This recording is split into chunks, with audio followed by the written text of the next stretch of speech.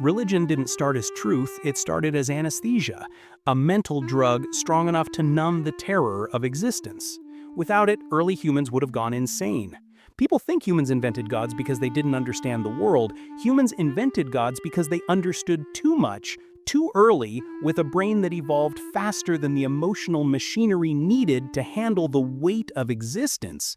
Consciousness arrived like a glitch in the universe, an accident, a mutation, a cruel joke in the dark, a creature that could suddenly recognize its own reflection, predict its own suffering, and imagine its own death. Nothing in nature prepared them for this. Every other animal lived inside the moment. Humans lived in the past, the future, the hypothetical, the nightmare. And nothing frightened early humans more than the soundless truth echoing behind everything. You are temporary, you are fragile, you are alone. They weren't ready for that. They weren't ready to know what knowing meant. They weren't ready for a mind that could torture itself with imagination. So the brain did what a terrified animal does. It invented a softer reality, a story, a watcher, something to stand between itself and the void. Lightning was no longer random, death was no longer meaningless, suffering was no longer indifferent. It had to be intentional because if the universe wasn't intentional, then suffering was just violence without purpose, and no early mind could survive that awareness. So humans reached for the easiest lie that felt true. Someone must be doing this. Not science, not logic, not philosophy, just panic wearing the mask of revelation. Fear sculpted the first god long before any priest ever spoke a ritual. Fear gave it shape. Fear gave it personality. Fear gave it laws. The rain didn't fail, the sky was angry. The child didn't die, the spirit demanded payment. The storm didn't destroy the village, someone broke an invisible rule. This wasn't enlightenment, it was the first psychological bandage ever invented, a bandage made of stories wrapped tightly around a wound called consciousness. And once the wound was covered, everything changed. Humans didn't just fear, they organized around fear. They didn't just invent meaning, they became dependent on meaning. Meaning was the only shield between them and the unbearable truth. The world does not care, but meaning alone wasn't enough. Fear needed instruction. Instruction needed authority. Authority needed a voice, and that voice came from the first people who understood the terrifying power of storytelling. Here is the forbidden truth no civilization ever admits. The first priests weren't holy, they were opportunists. They saw something no one else saw. A frightened population is the easiest population to control. If people believe the universe spoke through storms, someone needed to interpret the storms. If people believed suffering was a message, someone needed to explain the message. If people believed death had a meaning, someone needed to translate the meaning. Interpretation was the first throne, fear was the first crown, and language, not miracles, became the first weapon of control. The first priest didn't ask for power. He claimed it. He pointed at the sky and said, "I know what this means." And the moment someone believed him, the world split for the first time into two kinds of people: those who tell the meaning and those who obey the meaning. That division never disappeared. It evolved, it refined, it modernized, but it never vanished. The earliest leaders discovered something darker than any ritual, darker than any myth. People fear uncertainty more than they fear death. If you give a person a clear rule, they will follow it. If you give a person an unclear universe, they will beg you for rules. So the priest became the interpreter, and the interpreter became the controller, and the controller became the architect of reality. This is the moment history books never record. The moment humans surrendered the right to interpret the world, not because they were forced to, but because the weight of interpreting existence alone was too heavy for their fragile minds. Once the interpretation was outsourced, obedience became instinct. People didn't obey because they were threatened. People obeyed because obedience felt safer than thinking. And the first leaders saw the blueprint. Fear creates obedience, obedience creates power, power creates belief, belief reinforces fear, a perfect loop. A self-feeding system, a mental machine that once built could run for thousands of years without upgrading a single part. Fear, story, ritual, identity, obedience, power. Their fear again. But the darkest truth isn't that rulers exploited fear. The darkest truth is that people offered their fear willingly. They needed someone to hold it. Humans wanted safety more than truth, comfort more than clarity, meaning more than reality. So leaders gave them a world that felt intentional, predictable, moral, structured. The world was no longer chaos, it was a test. Suffering was no longer meaningless, it was a lesson. Death was no longer annihilation, it was transformation. Everyone obeys a story that promises safety. And once that story tied itself to identity, the cage was sealed.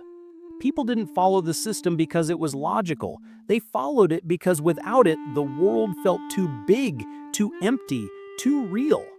People didn't defend the system because it protected them. They defended it because it protected them from the truth. Religion didn't begin as belief. It began as anesthesia, a drug for the unbearable condition of being human.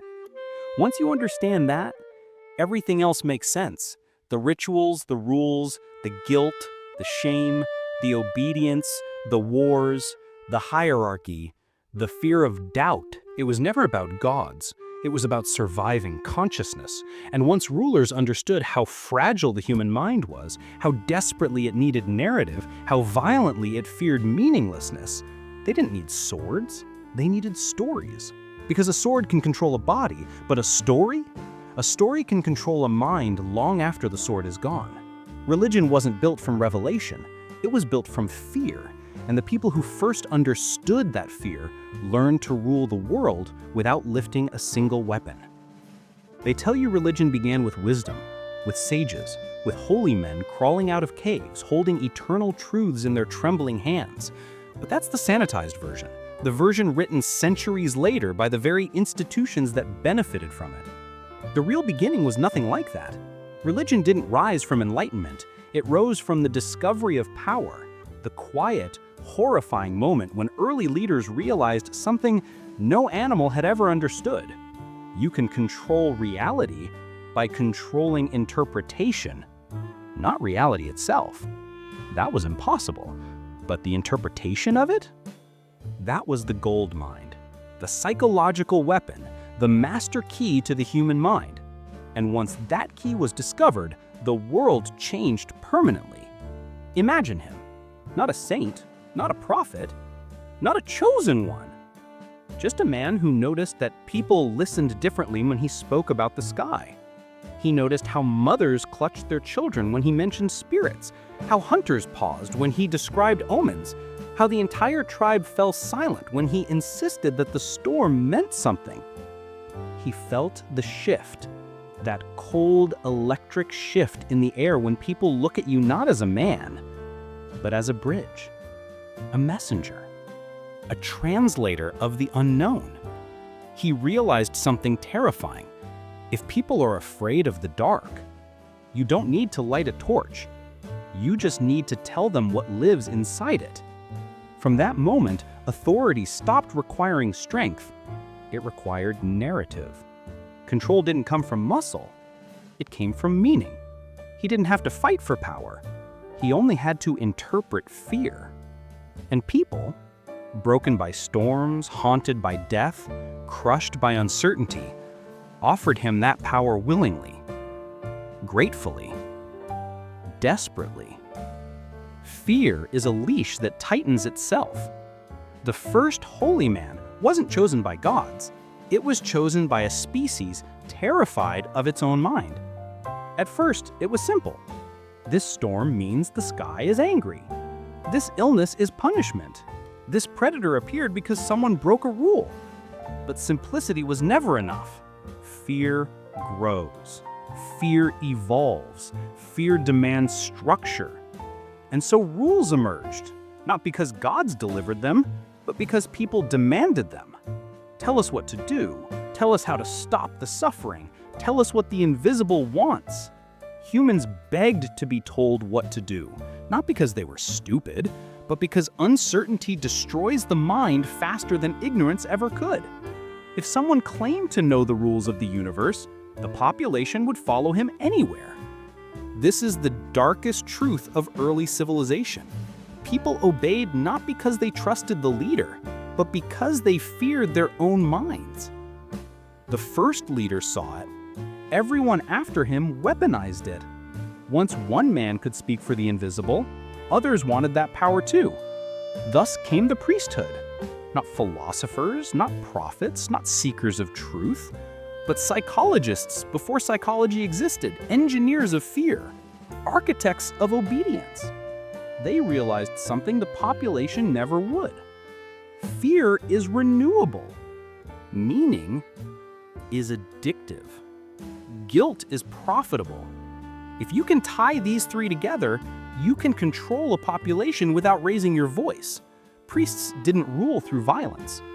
They ruled through narrative. They curated symbols. They shaped rituals. They defined purity.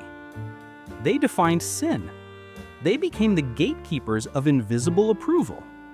And that alone allowed them to control physical reality. Fear kept people obedient. Narrative kept people loyal. But guilt? Guilt made people police themselves. Sin wasn't a spiritual discovery.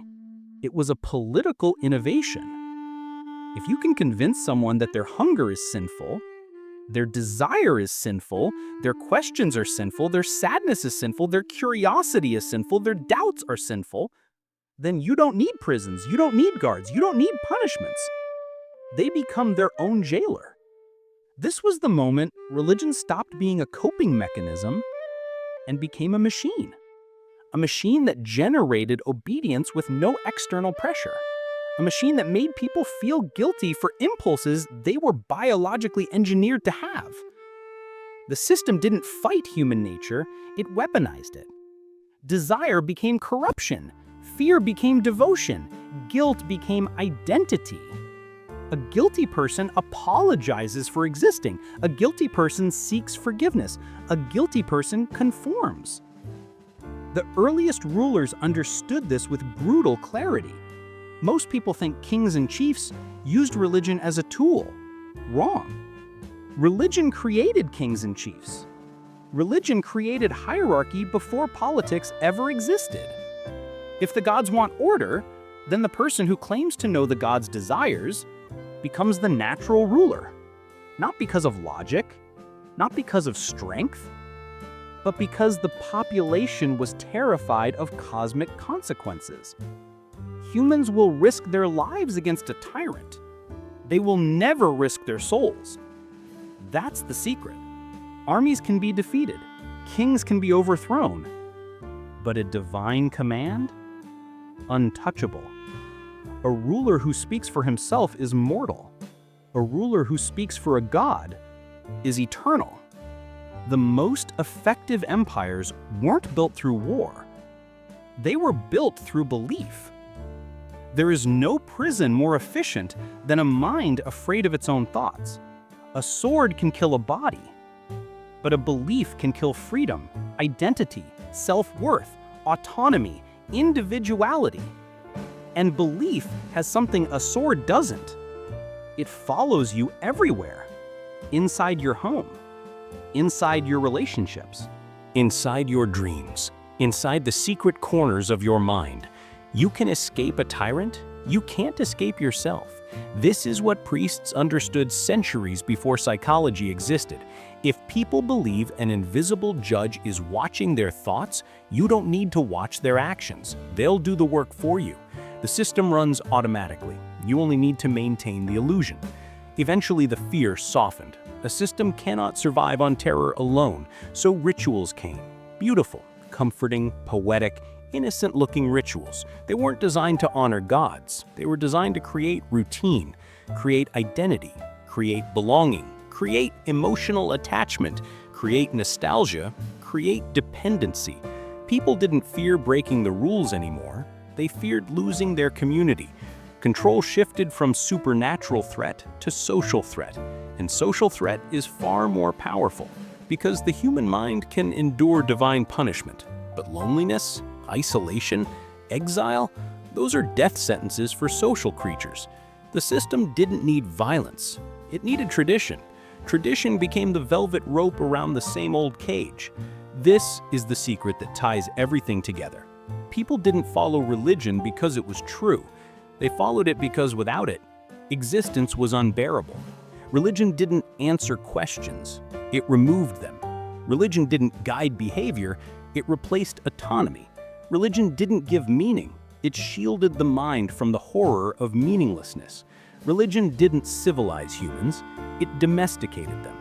And once rulers learned how fragile the human mind truly was, how desperate it was for narrative, how terrified it was of the void, they didn't need armies, they needed belief. Belief was enough. Belief always has been. Belief always will be. They never told you the real reason religion fused itself into human identity so easily. It didn't just answer fears about the world, it answered fears about the self. Humans weren't just terrified of storms and death, they were terrified of their own minds.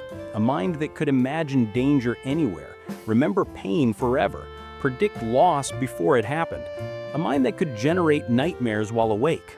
That internal chaos made humans desperate for a story that explained their thoughts, justified their impulses, forgave their desires, and punished them for reasons that felt structured.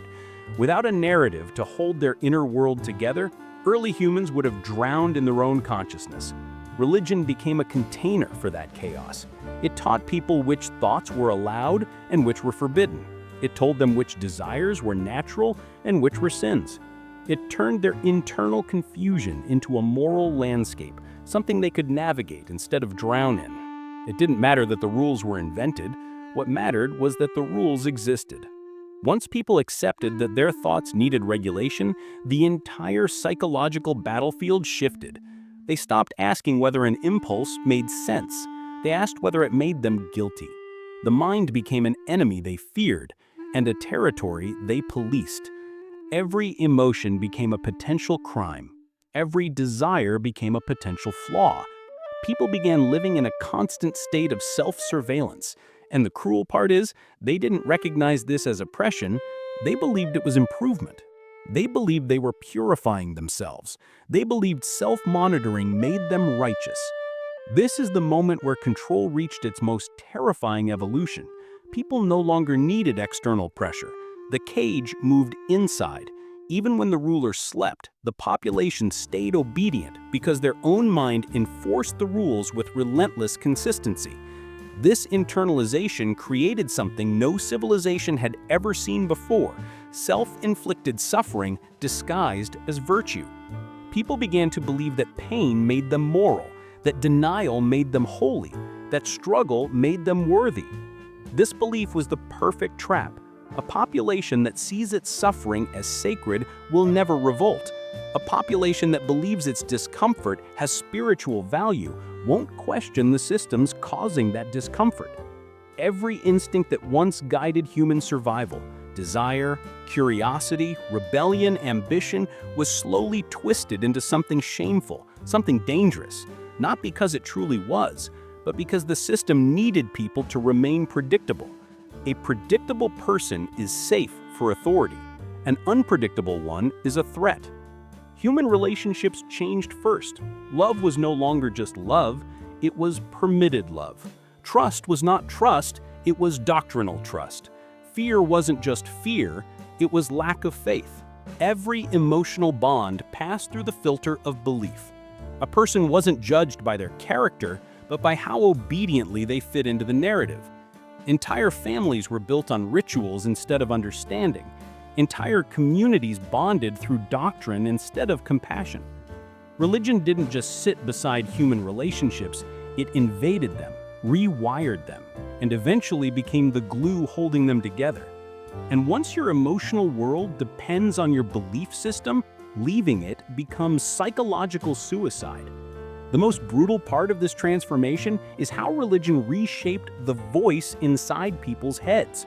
That quiet inner narrator, the one humans rely on to make sense of life, slowly stopped sounding like them. It began to sound like doctrine, like rules, like judgment, like the warnings of authority embedded directly into consciousness. People believed this voice was their conscience. They never realized it was implanted. They never realized it was engineered. They never realized their most private thoughts had been colonized by a system that needed obedience more than it needed truth. This is why religion survived for millennia. It didn't just control society, it controlled the internal narrator through which people experience reality. Once the system controlled perception, it no longer needed to control behavior directly. Perception shapes action naturally. If people believe their suffering is divine, they endure it. If they believe their poverty is noble, they accept it. If they believe questioning is dangerous, they silence themselves. The most powerful form of censorship is the one a person performs on their own mind, and religion perfected that form long before any government learned to imitate it. Doubt didn't disappear, it simply mutated into guilt. Curiosity didn't vanish, it became anxiety. People weren't forced to obey, they were conditioned to fear the consequences of not obeying. By the time societies became large enough to build cities and civilizations, religion wasn't just part of the structure, it was the structure. It dictated morality, law, identity, tradition, time, family, duty, meaning. Everything else grew around it. Rulers didn't need soldiers when belief could do the work of armies. They didn't need spies when guilt could reveal every hidden thought. They didn't need prisons when shame could chain a person more tightly than steel. Violence became unnecessary because obedience became pleasurable. Submission became a source of pride. The system didn't have to enforce loyalty. People enforced loyalty on themselves and on each other. This self-regulating machine became so effective that it reached into places no authority had touched before. It didn't just regulate human behavior, it regulated human imagination. People stopped imagining futures outside the narrative. They stopped seeing themselves beyond the identity the system provided. They stopped questioning whether their life could be different. The boundaries of possibility shrank to the size of doctrine. This is how entire populations stayed within psychological borders that had no walls, no guards, no gates, only stories. Stories became the new gravity. They kept people grounded in place without force, without threat, without resistance. And yet, the most devastating evolution of religion wasn't guilt or fear. It was familiarity. Familiarity is the ultimate prison because it convinces you that the cage is home. Once rituals became traditions and traditions became family memories, the system gained emotional immunity. People didn't defend belief because it was logical. They defended it because it was tied to childhood, belonging, identity, community. Questioning the system didn't feel like questioning doctrine. It felt like betraying everyone you loved. It felt like tearing down the emotional scaffolding of your own life. That emotional cost was too high for most minds to pay. The system achieved something no structure of power had ever done before. It became self-sustaining through human attachment. People stayed loyal not out of fear anymore, but out of love. Love for festivals, for rituals, for community, for identity, for the sense of belonging they believed came from belief. The cage didn't need locks. It needed comfort. Once comfort was established, the system no longer had to enforce anything. People enforced it out of habit, sentiment, nostalgia, and fear of emotional disintegration. By the time history entered its first civilizations, humans were no longer just living inside religion. Religion was living inside them. It shaped their memory. It shaped their instincts. It shaped their guilt. It shaped their hopes. It shaped their fears. It shaped the fundamental structure of their thinking. People didn't even know what life without belief would feel like. The system made sure of that. When you remove every path to independence and replace it with dependence dressed as virtue, people stop wanting freedom. They start defending the cage that controls them. They start worshiping the chains. That is the deepest brutality of the whole architecture. It didn't need to suppress rebellion. It erased the concept of rebellion from the mind. Humans think they fear death, but the truth is far more disturbing. They fear the passage of time itself. Death is only the final punctuation. What truly haunts the human mind is the slow erosion of everything familiar. The faces aging, the memories fading, the world changing without permission. Time strips identity grain by grain, and humans are powerless against it. This is the vulnerability religion seized with absolute precision. It didn't simply offer explanations for storms or sickness. It offered a way to anchor time, to domesticate it, to carve meaning into its flow so people wouldn't feel like their lives were slipping through their fingers unnoticed. Rituals were engineered long before they were called rituals. Daily offerings, weekly ceremonies, seasonal festivals, yearly sacrifices. These weren't spiritual decisions, they were psychological restraints. Each ritual locked the mind into a rhythm that made existence feel predictable. Predictability numbs fear. Fear without unpredictability becomes routine, and routine becomes obedience. People didn't realize they weren't living. They were moving through checkpoints designed by those who interpreted the invisible. The day wasn't theirs, the week wasn't theirs, the year wasn't theirs. Their time belonged to the system. And once time was controlled, life was controlled. But rituals were only half of the cage. Controlling life means nothing if you cannot control what comes after it. Rulers understood this more than anyone else. Death is the ultimate leverage. Not because they caused it, but because they could interpret it. A death in the village, a warning. A plague, a punishment. A famine, a lesson. A sudden tragedy, a divine message. Rulers couldn't stop death, but they could assign meaning to it, and meaning is more terrifying than death itself. Once death became part of the narrative, the system achieved a level of influence no earthly force could compete with. People weren't terrified of dying. They were terrified of the consequences of dying incorrectly. Heaven and hell weren't created to comfort or punish. They were psychological boundaries, fences placed around the most unavoidable event in human existence. They transformed the unknown into a controlled dimension. With the afterlife tied to obedience, the system extended its authority beyond life. This was the stroke of genius that made religion unstoppable. Kings could rule a lifetime, priests could rule eternity. This power reshaped how humans understood suffering. Before religion, suffering was random, nature's indifference. After religion, suffering became meaningful. If it hurt, it was a test. If it broke you, it was purification. If it destroyed you, it was destiny. This interpretation was the most damaging gift religion ever gave humanity. People no longer resisted misery, they embraced it. They didn't challenge injustice, they spiritualized it. The poor didn't fight for better conditions, they believed poverty made them holy. The exploited didn't demand freedom, they believed obedience was divine. The sick didn't demand answers, they believed suffering was a lesson. Entire civilizations endured pain not because they lacked power, but because they believed their pain had purpose. Once suffering becomes sacred, every chain becomes invisible. The system used this belief to justify hierarchy. Rulers didn't claim superiority through force, they claimed superiority through destiny. Their wealth wasn't greed, it was divine favor. Their authority wasn't politics, it was cosmic order. The social pyramid wasn't man-made, it was heaven-approved. People accepted inequality not because they lacked intelligence, but because the belief system framed hierarchy as natural. The rich were blessed, the poor were humble, the rulers were chosen, the servants were virtuous. Every position in society became moralized. That is how religion erased the connection between cause and consequence. A starving child wasn't a victim of exploitation, it was part of a plan. A corrupt ruler wasn't the problem, it was divine will. People stopped asking why and started accepting. Acceptance is the death of rebellion. Once acceptance took root, imagination died. Religion didn't just control what people believed, it controlled what they could envision. They couldn't imagine a world without suffering because the system taught them suffering was necessary. They couldn't imagine a world without hierarchy because hierarchy was sacred. They couldn't imagine a life without rituals because rituals structured time.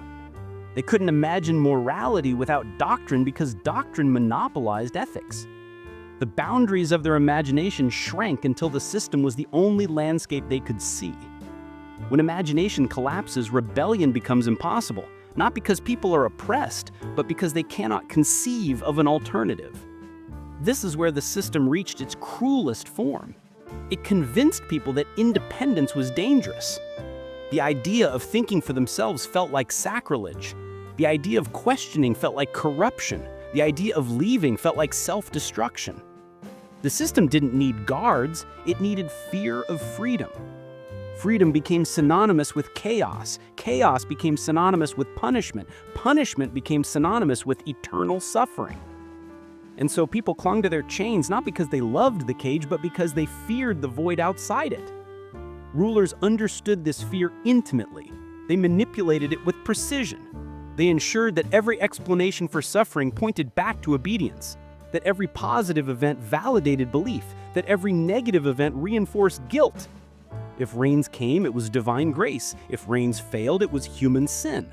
If war was won, it was heaven's blessing. If war was lost, it was divine discipline.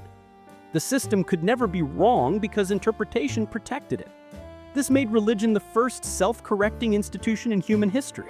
It didn't collapse under contradiction, it absorbed contradiction. It repurposed it. It weaponized it.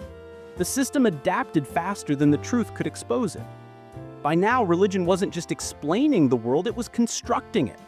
It determined when life began, when it ended, how it should be lived, what it should mean, who mattered, who didn't. It created categories of purity, categories of sin, categories of worth.